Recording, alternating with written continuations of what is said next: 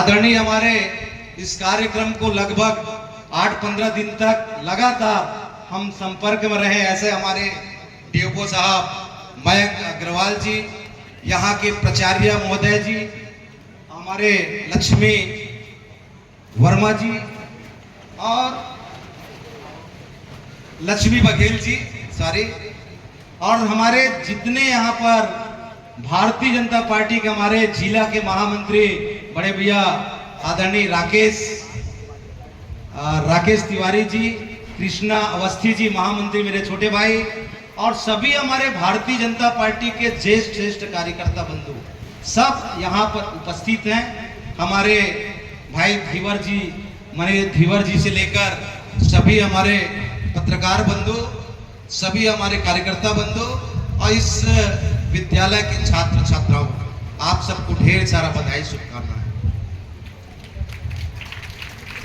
आज मां के नाम एक पेड़, इस बात की घोषणा आदरणीय हमारे इस देश के यशस्वी प्रधानमंत्री,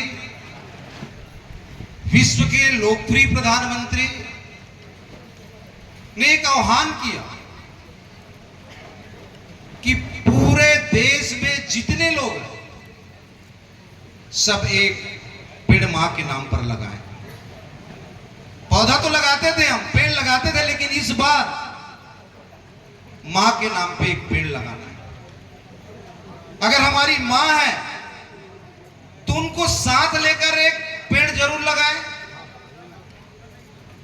अगर हमारी मां नहीं है तो उनके छाया चित्र के साथ जरूर एक पेड़, एक पौधा लगाएं। जिस प्रकार मां ने हमें पैदा होने के बाद कितना लालन पालन, पढ़ाई से लेकर आपके जीवन के सुरक्षा के लिए क्या क्या नहीं करती है आप सब जानते हो मां जी ने, उसी प्रकार आप एक पेड़ लगाएं और उनको बच्चे की तरह उनका रख रखाव, उस पौधे को आगे बढ़ाओ, ये काम हम सब करेंगे ना। ऐसे मुझे विश्वास है कि मंच में जो जितने लोग बैठे हैं वो सब पौधा एक एक लगा चुके हैं और आप सब लगाएं। अभी हमारे डीओपो साहब बोल रहे थे 2 लाख पौधा वितरण कर चुके हैं हमारे इस जिले में, और 2 लाख पौधा यानी वन है तो जन है, वन है तो पानी है, और पानी है तो जीवन। इस उद्देश्य से 70 लाख हमारे बहनें हैं, हमारे माताएं हैं जो महतारी वंदन योजना का लाभ ले रहे हैं। ऐसे हमारे 3,30,000 हमारे बड़ौदा बाजार जिला में जिनको मिल रहे हैं महतारी वंदना योजना का लाभ मिल रहा है। उस महतारी के पास, उस बहन के पास कैसे पौधा पहुंचे, इस बात को भी आप सब चिंता करके पौधा पहुंचाने का काम करना है। हरियाली लाएं तभी हमारे भविष्य उज्जवल है। और यहाँ बहुत अच्छा कार्यक्रम अभी हमारे बच्चे ने दिए कि पेड़ लगाओ, पेड़ को मत काटो, पेड़ में फल लगेगा, फलदार वृक्ष हम सबको मिलेगा। इस बात को अभी एक नाटक के माध्यम से हम सबके बीच में प्रस्तुत किए हैं। यहाँ नवोदय विद्यालय हमारे जिले के लिए शान है। हमारे बच्चे यहाँ पर पढ़ लिख रहे हैं। अभी हमारे जिस हिसाब से यहाँ देश में, छत्तीसगढ़ प्रदेश में यहाँ के बच्चे हमारे जिला के नाम रोशन कर रहे हैं, मैं निश्चित ही यहाँ के बच्चे के भविष्य उज्जवल हो, निरंतर आगे बढ़े, समाज का सेवा करे। इस उद्देश्य को लेकर अभी से हमारे छात्र छात्राएं आगे बढ़ेंगे, इस देश की सेवा में काम आए हमारा जन्म, इस बात को लेकर सब काम करेंगे तो निश्चित ही आज यह कार्यक्रम सफल होगा। इसी आशा विश्वास के साथ अपनी बात को समाप्त करता हूं। जय हिंद, जय भारत, जय छत्तीसगढ़। बहुत बहुत धन्यवाद सम्माननीय डॉक्टर सनम जांगड़े जी। आपने बहुत कम समय में बहुत सारगर्भित बातों को व्यक्त किया। निवेदन एक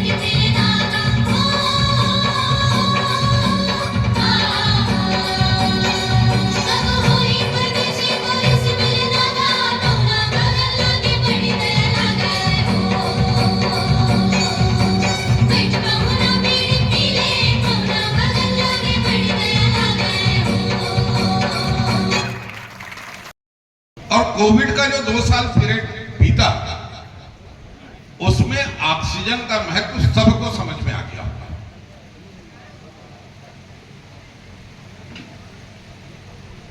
गर्मी का सीजन बीता है और पूरे देश में छत्तीसगढ़ का टेम्परेचर तो 46 से ऊपर एक आधी जगह गया, पर हमारे देश में कुछ स्थानों पर 49 और कुछ स्थानों पर 49.5 तक गया। दिल्ली जैसे शहर का टेम्परेचर 49 तक गया। यह स्थिति निर्मित क्यों हो रही? अब यह स्थिति निर्मित हो रही है तो वास्तव में इसके लिए दोषी कोई नहीं है, हम सब इसके लिए दोषी हैं। और आज विश्व के स्तर पर ग्लोबल वार्मिंग की बात चल रही है।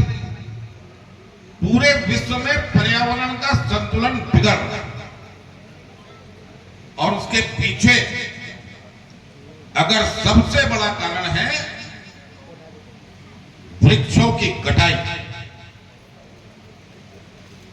अभी डीएफओ साहब जब अपने जिले की रिपोर्ट प्रस्तुत कर रहे थे तो उन्होंने कहा कि हमारे जिले में 33% वन क्षेत्र है।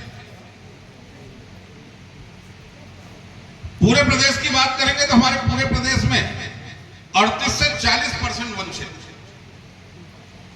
पर विचार करने की आवश्यकता है, क्या जो वन भूमि आरक्षित है उसमें वास्तव में वन है?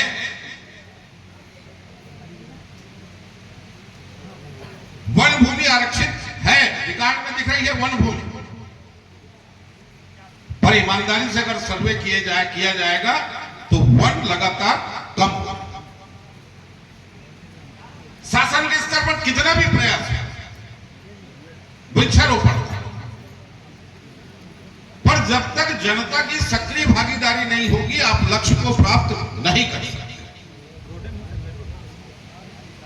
और सार्वजनिक रूप से शासन जो कार्यक्रम आयोजित करता है उस कार्यक्रम के आयोजन के पीछे शासन का मूल उद्देश्य होता है जनता जागरूक हो और स्वयं वृक्षारोपण करे।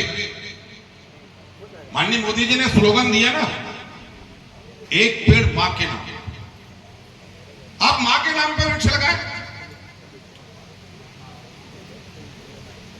हम बर्थडे अपने बच्चों को मनाते हैं, जन्मदिन मनाते हैं, तो बच्चों के नाम पर वृक्ष लगाएं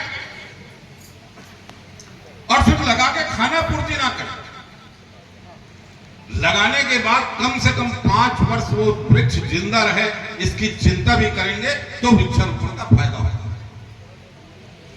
देखो, मैं छत्तीसगढ़ के गांव का किसान भी अगर अपने खेत का वृक्ष काटने जाता था तो गांव के 4 सियान को बता के जाता था कि मैं अपने फलाना खार में पेड़ काटने जा रहा हूं अपने उपयोग के।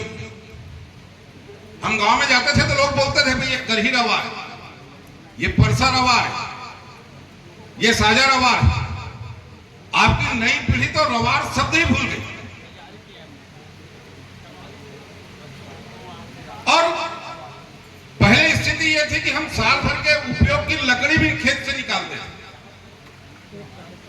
और उसके बाद गांव में खेत में जंगल का जंगल हमेशा तैयार रहता था। और वो स्थिति निर्मित थी गांव की अपनी मजबूत व्यवस्था के चलते। कोई व्यक्ति किसी के खेत से पेड़ काट के ले आए तो गांव में पंचायती होती थी, गांव में हम उसको दंडित करते थे। और आज क्या स्थिति है? राजनीति के चलते हर गांव में 2 पार्टी हो गई है। कोई किसी का पेड़ काट दिया तो बोले थाने में रिपोर्ट लिखाने जाओ, और थाने में रिपोर्ट किसान लिखाने गया तो थानेदार पूछता भाई गिरदावरी की कॉपी ले आओ। उस गिरदावरी की आपकी कॉपी में पेड़ दर्ज है कि नहीं वो देखेंगे, और पेड़ दर्ज होगा तो हम कार्रवाई करेंगे। मेरे बोलने के पीछे भाव ये है कि छत्तीसगढ़ में पर्यावरण के संतुलन को बचा के रखना है तो हमारे गांव की जो पुरानी परिपाटी है उस पुरानी परिपाटी की ओर लौटना। तो गांव सुरक्षित रहेगा, तो गांव में पर्यावरण का संतुलन रहेगा। अभी सावन का महीना चल रहा है। हमारे छत्तीसगढ़ में यह प्रथा है कि सावन और भादो के महीने में हरेली के त्योहार के बाद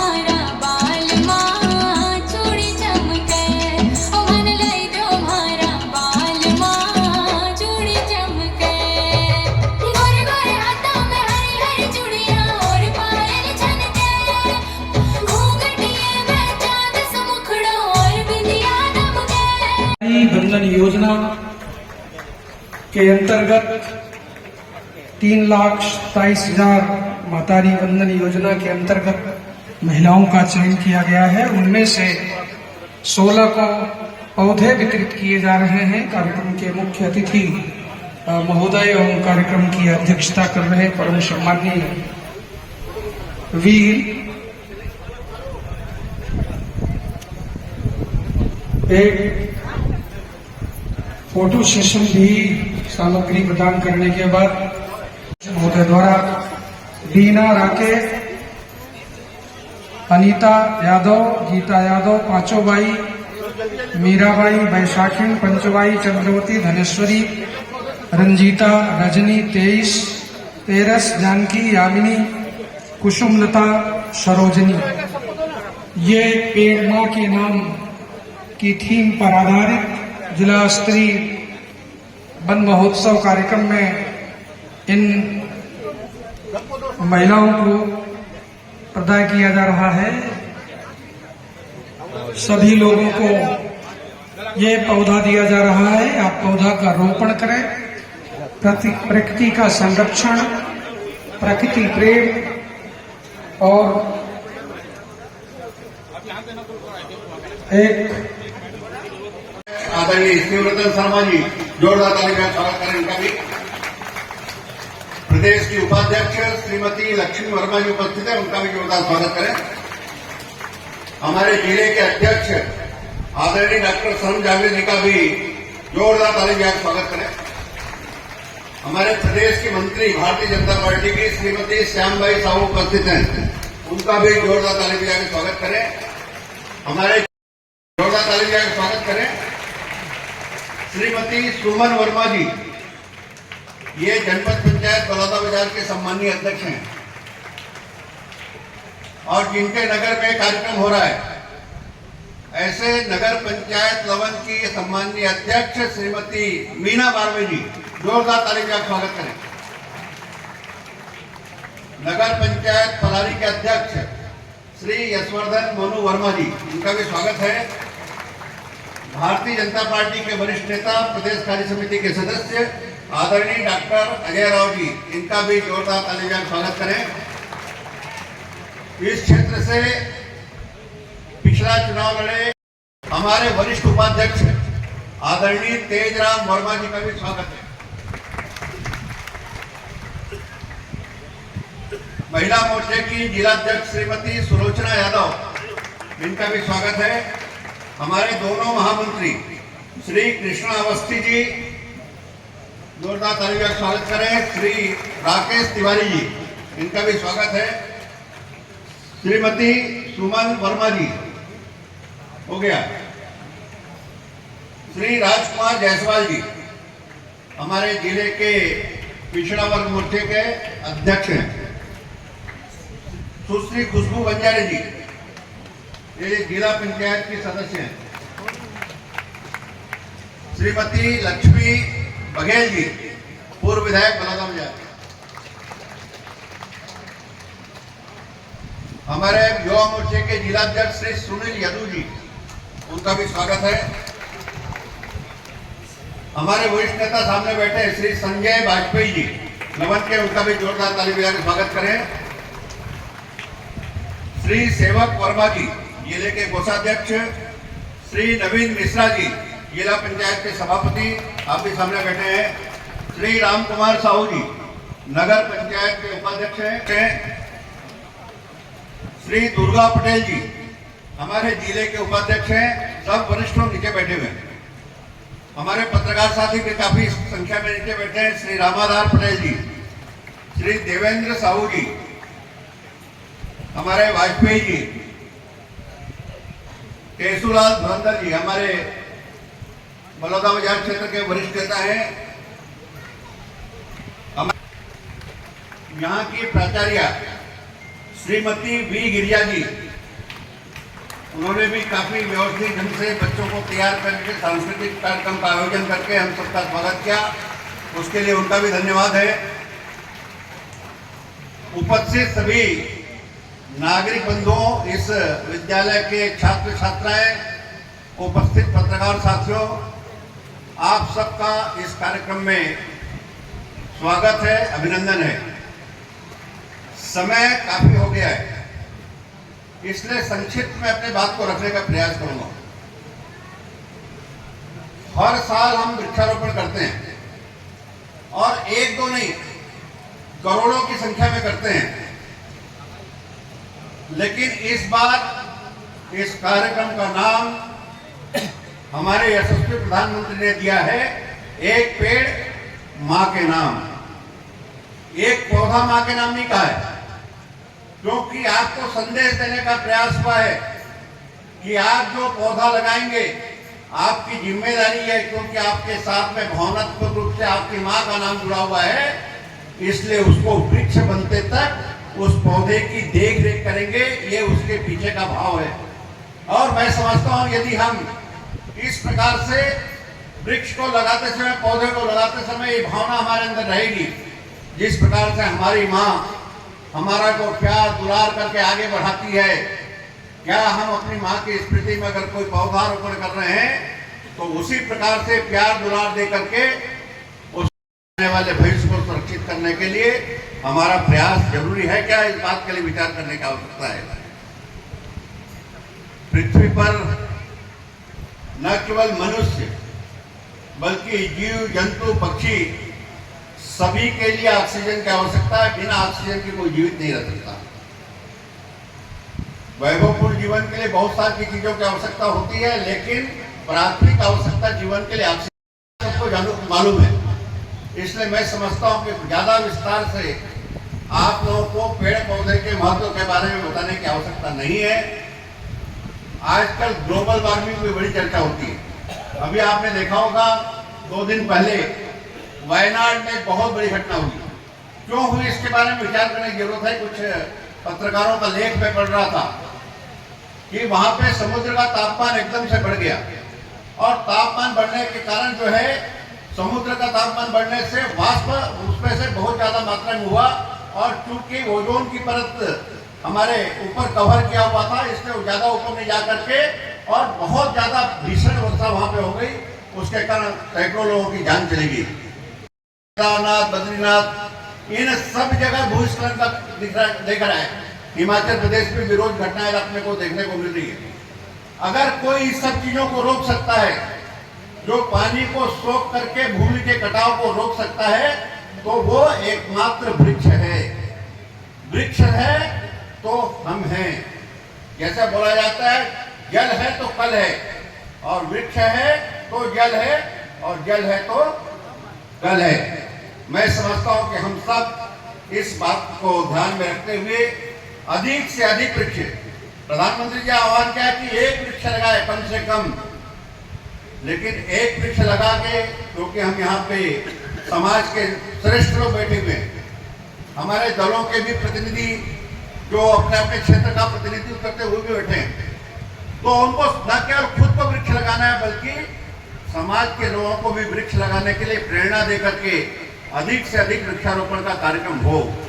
जैसा कि डीएफओ महोदय बता रहे थे कि सभी स्कूलों में इस प्रकार से व्यवस्था प्रशासन के द्वारा की जा रही है कि वहां पे पौधे पहुंच जाएं। पौधारोपण तो हो जाएगा, लेकिन आप सभी जनप्रतिनिधि जो है उन कार्यक्रमों में जाकर के वो पौधे सुरक्षित रहें, इसके बारे में निश्चित रूप से वहां पे अपनी भागीदारी निभाएंगे।